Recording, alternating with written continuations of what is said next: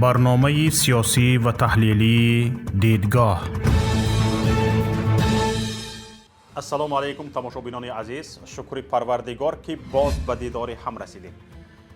در برنامه امروزی دیدگاه ما درباره دزدی‌های نیست اندر جهانی حکومت تاجیکستان گپ میزنیم. یک تحقیق خردی ما از آن گواهی میدهد که یا کشور وارد شدیدترین بحران شده است که برآمدن از آن دیگر ناممکن است و یا سطح دزدی به جای رسیده است که دزدان کلان در فکر گریختن، ترک کشور کردن هستند. به نظر می رسد پای برده اند که به کرسی و منصبشان وقت خیر خوش آمده است. تماشابینان عزیز، لطفاً تگمه لایک را پخش کنید تا از برنامه دیگران نیز آگاه شوند. پیوند یا خود سلکه برنامه را به دیگران نیز فرستید. ما باشیم با کمال میل برنامه را آغاز میکنیم. طبق آمار ارائه کرده وزارت مالیه، کشور ما جمهوری تاجیکستان برای بخش تندرستی در شرایط پاندمی کرونا ویروس 2 برابر منبع‌های تعیین شده در بودجه سال 2020 را خرج کرده است.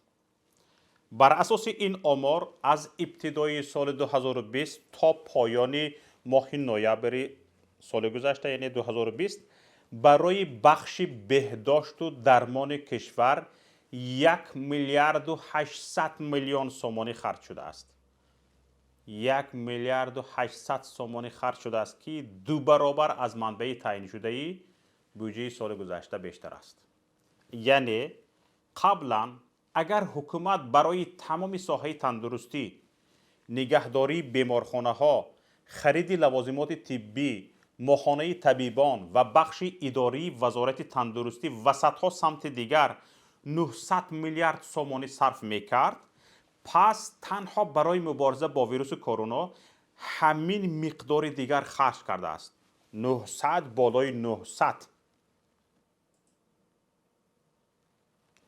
2 برابر افزایش یافتن بودجه یک ساحه حتی در زمان بحران شدید این ساحه نیز نمیتواند از نظرها پنهان ماند و هر کارافتاده عادی باید این را مشاهده کند.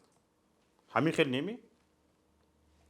در نمونه وزارت تندرستی هر بیمار و کارافتاده که به بیمارستان‌های تاجیکستان در سال 2020 وارد شد باید احساس میکرد که دولت دارد این ساحه را دستگیری میکند. اما تماشابینان گرامی، خودتان بگویید آیا چنین شد؟ یعنی نسبت به سال 2019 شرط و شرایط ساحه تندرستی، شرط و شرایط بیمارخانه ها، درمانگاه ها، نقطه های طبی 2 برابر بهتر شد نسبت به سال 2019. در سال 2020 2 برابر بیشتر شد که این را احساس کرد. در بیمارخانه ها یگان دیگرگونی کسی دید؟ تمام خبر و گزارش ها در رسانه ها و نظر و اندیشه های مردم از جمله شاهدان در شبکه های اجتماعی به این دلالت میکرد که مقامات وزارت تندرستی نه تنها بودجه بیمارخانه ها را افزایش ندادند بلکه کوشش گرفتن درآمد از بیماران را افزایش دادند. چقدره که به کیسه مردم طبیبان در سال 2019 چشم علامه کردند، در سال 2020 این 2 برابر افزایش یافت. به جای آن که بهبودی شود، بهبودی 2 برابر شود. هیچ داروی به گرفتاران کرونا ویروس بیپول تقسیم نشد. دولت حتی 1 عدد دستگاه نفس صنعی نخرید. 1 عدد نخرید. دولت ماهانه طبیبان افزایش نیافت چنان که وعده داده شده بود. نقاب و لباس محافظتی را طبیبان یا خودشان خریدند یا مردم برایشان تهیه نمود. حتی خوراک طبیبان از حساب دولت نبود. یادتون هست مردم خوراک میکشند به طبیبان. مردمی بیچاره به طبیبان خوراک میکشند. دارو را مردم خودش میخرید و با قیمتی تا 30 برابر دارو را قیمت کردند. دارو را به تاجیکستان کی وارد میکند میدونید؟ رستم جان پسر رئیس جمهور منپلیستی دارو همین رستم جان ما است. خودکش از فرصت مناسب استفاده برده 30 برابر قیمت دارو را بالا برد. 30 برابر. باز بر دروغ میروند کیم کدام داروخانه ها را شطرف میکنند، جریمه میبندند. ببخشید. باز میروند چند داروخانه را به خاطر آنکه دارو را از منپلیست رقم 1 نخریده است بی صفت میگویند، میبرند از بالایش تراکتور میرانند، به آشغال میپرتایند داروها را. میانشان درد نکرده است.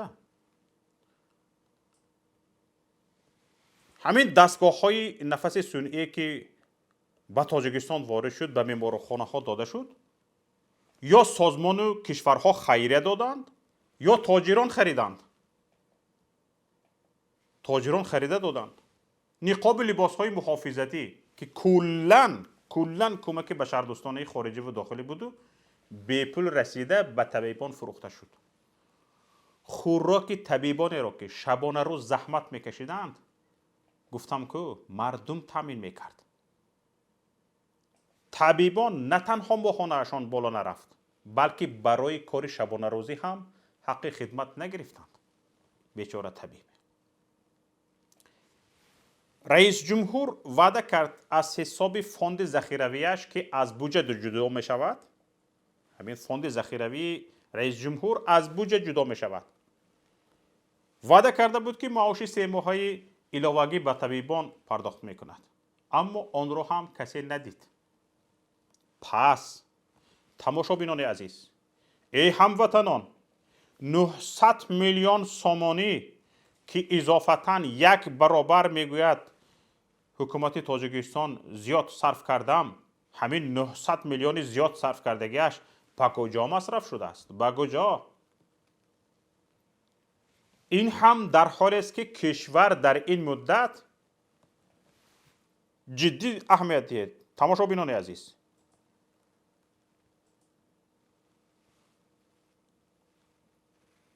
حکومت کشور بیش از 700 میلیون دلار که بیش از 7 میلیارد سومانی می شود، 700 میلیون دلار 7 میلیارد سومانی می شود، از کشورهای خارجی، سازمانهای بین المللی، انستیتوت‌های اقتصادی جهانی کمک دریافت کرد که 10 میلیون دلار آن محض به ساحه تندرستی و مبارزه با کرونا ویروس ارسال شده بودند. طبق اطلاع دفتر نمایندگی دائمی بانک آسیایی رشد، سال 2020 این بانک، همین بانک آسیایی رشد، به تاجیکستان به مبلغ 320 میلیون دلار کمک بی بازگشت رسانیده است. 320 میلیون دلار از مبلغ‌های بزرگی دریافت کرده تاجیکستان در سال گذشته. قرض 189 میلیون دلاری خزینه بین المللی اسعار، کمک 50 میلیون دلاری صندوق ثبات و رشد اوراسیا و کمک بیش از 50 میلیون دلاری اتحادیه اروپا می باشد. همچنین کشور از چندین انستیتوت‌های مالیوی و کشورهای پیشرفته کمک و خیریه دریافت کرد که در عموم بیش از 700 میلیون دلار را تشکیل می دهد. این هم در حالی است که طبق اطلاع به ما رسیده، تاجیکستان سال گذشته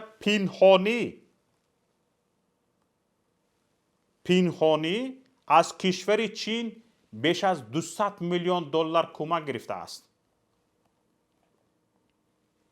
ببینید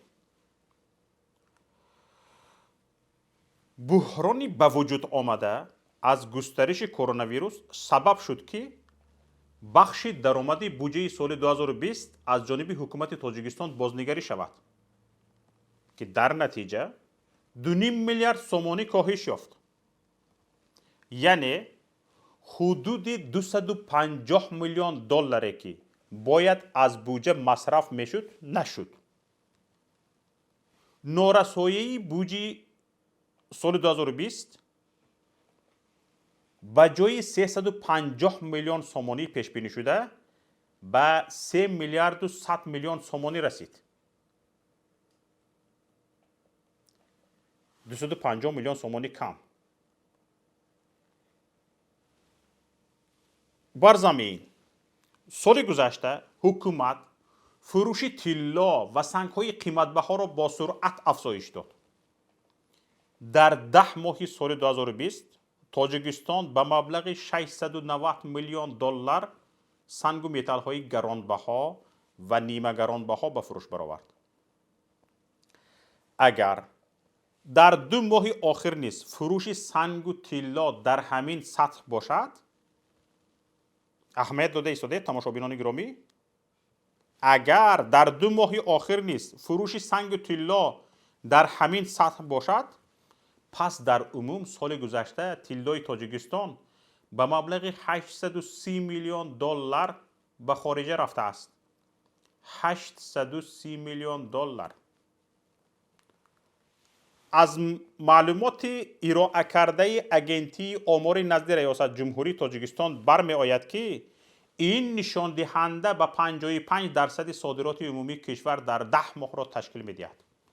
در 10 ماه 55% صادرات عمومی کشور را فروش سنگ‌های قیمت‌بها و طلا تشکیل داده‌اند. یعنی متال‌های قیمت‌بها و سنگ‌های قیمت‌بها تشکیل داده‌اند. 55% صادرات عمومی کشور. یعنی خزینه رو برآوردند به خارج، فروختند. مبلغ عمومی صادرات کشور در ماه‌های ینور تا نوامبر سال 2020 به 1 میلیارد و 253 میلیون دلار برابر بوده است.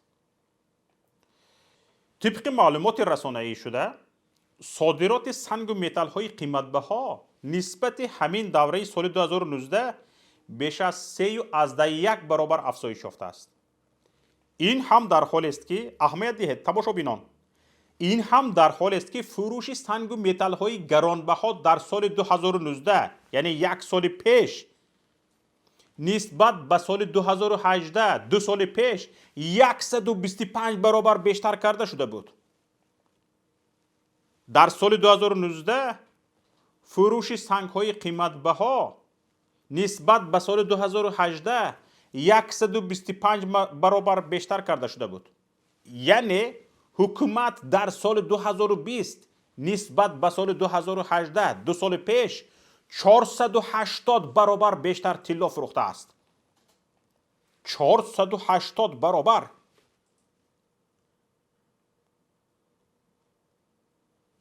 تماشابینان عزیز، جمع این رقم ها یک رقمی فانتاستیکی را پیش می آورد که حکومت باید بدون تأخیر و قید و شرط درباره آنها به مردم کشور حسابات دهد.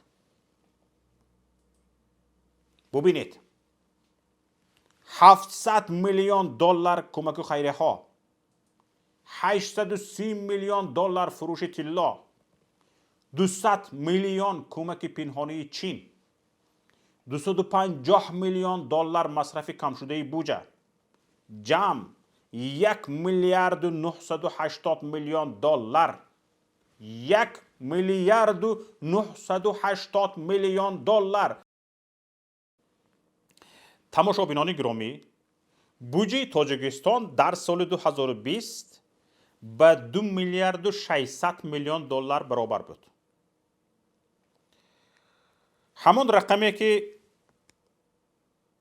گفته گذاشتم درباره فروش طلا، خیریه و صدقات های به تاجیکستان وارد شده، به 76% بودجه تاجیکستان برابر است. به 76%. ما چندی از کارشناسان را در این باره پرسیدیم. فکرشان را گرفتیم. از فکرهایی که از کارشناسان گرفته شد می شود دو خلاصه برآورد. یکم، بودجه تاجیکستان حدودی 40-50% اجرا شده است در سال 2020 و باقی مانده آن را دولت از حساب پول‌هایی که ذکرش رفت پر کرده است. از این می شود نتیجه گرفت که اقتصاد تاجیکستان نه تنها چنانه که مقامات میگویند 3% رشد کرده است، بلکه چنانه که کارشناسان مسائل اقتصادی پیش بینی کرده بودند 30-40% کوچکتر شده است. 30-40% سقوط کرده است. اما کمیته انداز میگوید که نقشه جمع‌آوری انداز را که بودجه اساساً از آن شکل میگیرد 90% اجرا کرده است. این هم دروغ است. دروغ محض. چرا؟ در صورتی به این سطح اجرا شدن نقشه حداقل نیاز به فروش طلا نمیماند. نه؟ 90% جمع‌آوری انداز اجرا شده باشد، چرا زیاده از 50% صادرات کشور را فروش از مال خزینوی سنگ‌های قیمت‌بها و طلا تشکیل داد؟ اگر کمیته انداز راست میگوید، پس 830 میلیون پول فروش طلا به کجا مصرف شده است؟ کجا شد؟ 830 میلیون دلار پول فروش طلا کجا شد؟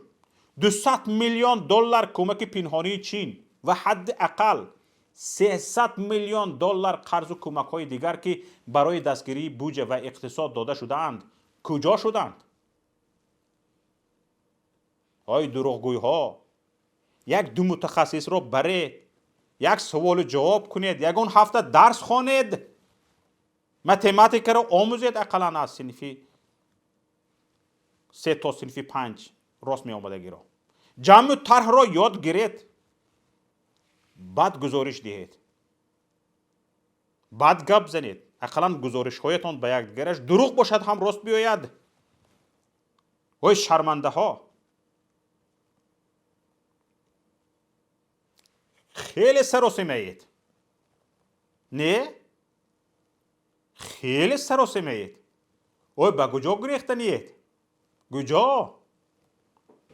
از دست این ملت خلاص نمیشوید.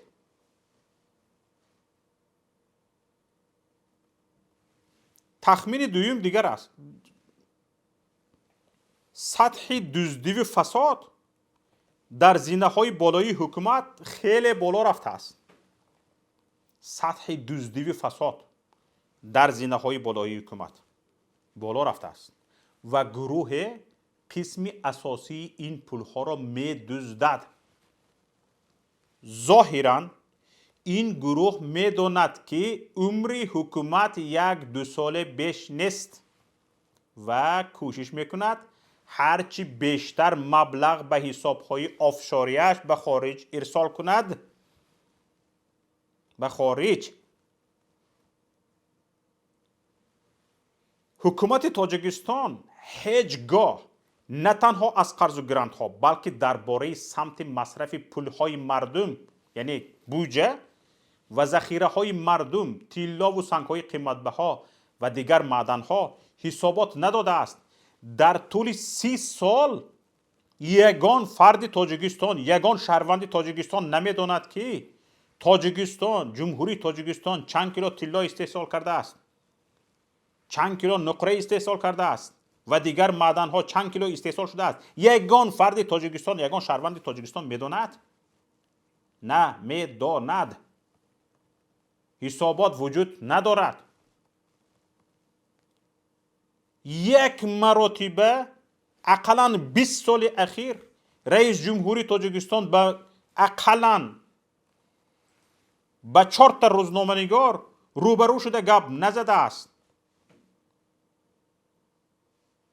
که سوال تیان پرسن این طلا کجا رفته ایستاده است، این سنگ های قیمت بها چند کیلو بود، چرا شما پنهانی از اروپا قرض گرفتنید؟ به این سوال ها جواب دهید. نه، از روبرو شدن میترسد، حسابات نیست. و ببینید تنها همین مصرف های امساله که به 2 میلیارد دلار نزدیک شده است، به هر سری اهالی کشور 220 دلاری راست می آید. به هر سری اهالی کشور 220 دلاری راست می آید. به هر خانواده عبارت از 6 نفر 1320 دلار. اگر در یک خانه 4 فرزند و زن و شوهر باشند 1320 دلار راست می آید.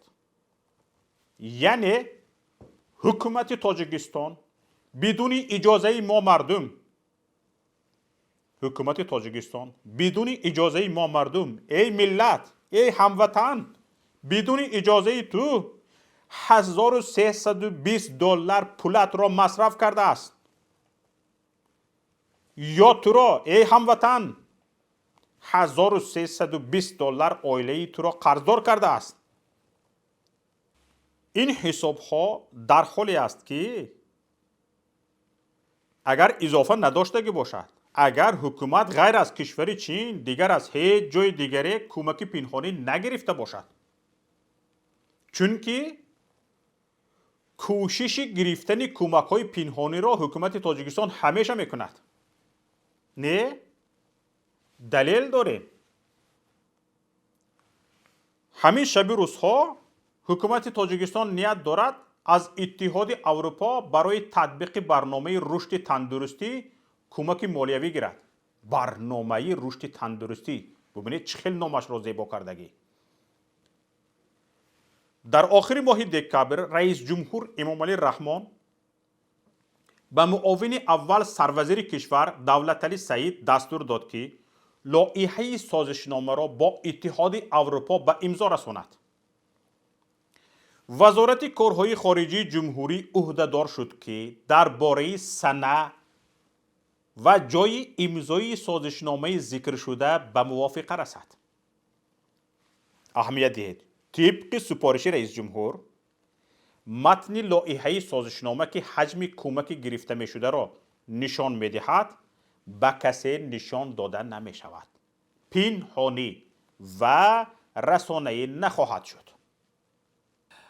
خلاصه تماشابینان گرامی، معلوم نبودن سمت مصرف 2 میلیارد دلار می تواند گواه این باشد که یا کشور وارد شدیدترین بحران شده است که برآمدن از آن دیگر ناممکن است، و یا سطح دزدی به جای رسیده است که دزدان در فکر ترک کشور هستند و میخواهند هرچی تیزتر و زودتر بدزدند، جمع کنند، به خارج بفرستند و از پیش خودشان هم بگریزند، بروند. این بود برنامه امروزه دیدگاه. برای پیگیری بیشتر از برنامه‌های ما لطفاً به شبکه یوتیوبی پیام تیوی و کانال تلگرامی ما ابونه شوید. در کانال تلگرامی ما دوام روز برچسب تمام مطلب‌های پایگاه اطلاعاتی پیام نت، برنامه‌های ویدیویی کانال یوتیوبی پیام تیوی، برنامه‌های رادیویی پیام گذاشته می‌شوند. همچنین در رادیوی پیام دوام روز هر نیم ساعت با زبان تاجیکی و روسی از رویدادهای تاجیکستان و جهان خبر داده می شود. چندین برنامه‌های سیاسی، اجتماعی و فرهنگی نیز در رادیوی پیام پخش می شوند که این برنامه‌ها من بعد در تلویزیون ماهواره پیام تیوی نیز به زودی پخش خواهند شد و امیدواریم پسند شما می گردد. ضمیمه رادیوی پیام هم برای تلفن‌های هوشمند اندروید و هم آیفون در پلی مارکت و اپ استور قابل دریافت و نصب است. با امید دیدار در روز دیگر خداحافظی می‌کنم. السلام علیکم و رحمت الله.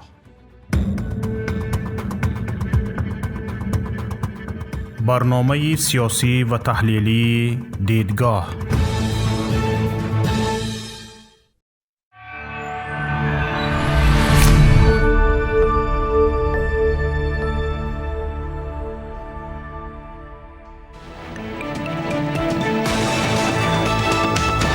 رادیوی پیام، در فضای سیاست صدای جدید. رادیوی پیام، علم، فرهنگ، نوید. رادیوی پیام، مشورت، بحث، گفت و شنید. در تمام دنیا روی رسانه اینترنتی رادیو پیام .net.